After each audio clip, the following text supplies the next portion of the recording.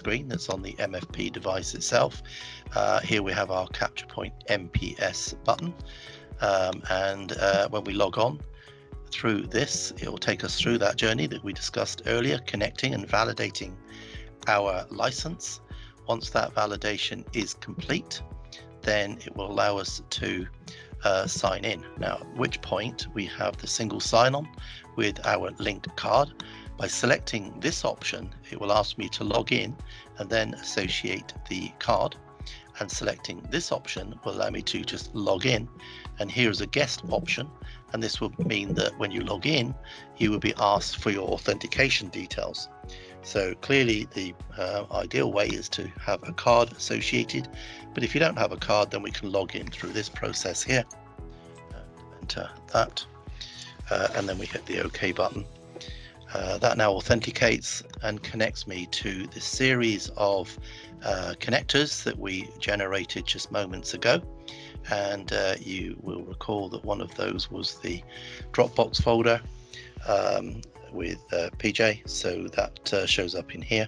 So each of these particular Dropbox options are selected by way of a tag, which allows me to have a single button that connects me to the appropriate folder or subfolder on the on that particular collaboration service.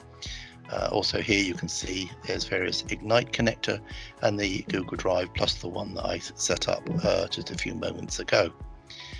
Here we have the DocuShare Flex connector in here as well.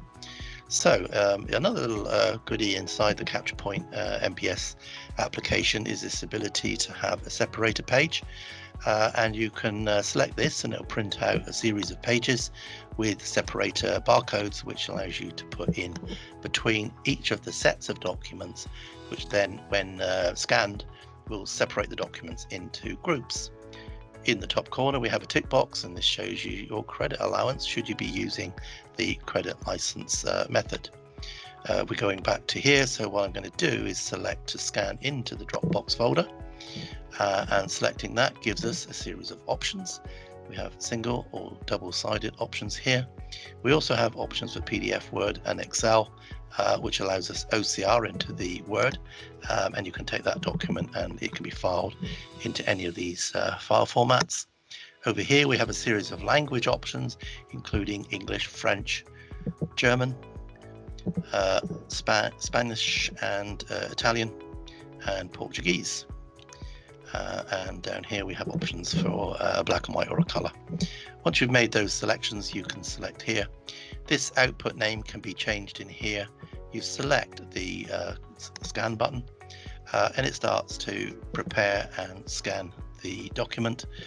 And once it's completed its scanning process, it will upload and file the document into the appropriate cloud service, which will be a subfolder of Dropbox, or whichever one you have selected as appropriate. Once that job has been scanned, you hit done, and here is the upload process, which is now putting this into the actual folder. Once this is done, complete, you can go back to home page, and your job is complete, ready for some other activity of capture or print.